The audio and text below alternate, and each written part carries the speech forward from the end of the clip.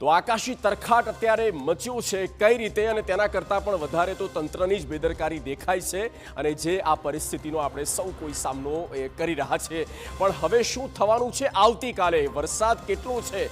કેટલી તીવ્રતા સાથે આવી શકે ક્યાં કેવો પડવાનું છે તેની વાત કરીએ 3 જુલાઈએ જુઓ ક્યાં રેડ એલર્ટ છે આ જિલ્લાના પણ અમે આપને નામનો અહીંયા ઉલ્લેખ કર્યો છે એ રેડ એલર્ટ કયા છે તો આ તરફ 2 છે દક્ષિણ સૌરાષ્ટ્ર અને અહીંયા દક્ષિણ ગુજરાત દેખાય છે એટલે હવે જોઈએ જુઓ અમરેલી ભાવનગર સુરત નવસારી વલસાડ આ એ જિલ્લા છે જ્યાં હેવી ટુ હેવી રેનફોલ ભારેથી અતિ ભારે વરસાદ થઈ શકે એવા આ મુખ્યત્વે એ 5 જિલ્લાનો અહીંયા સમાવેશ થાય છે આ રેડ એલર્ટની વાત કરીએ અને હવે જુઓ ઓરેન્જ એલર્ટમાં કયા કયા એ જિલ્લા છે જેમાં અહીંયા થોડો ફેરફાર થયો છે જિલ્લામાં આપણે એક ઓરેન્જ કલર પણ કર્યો છે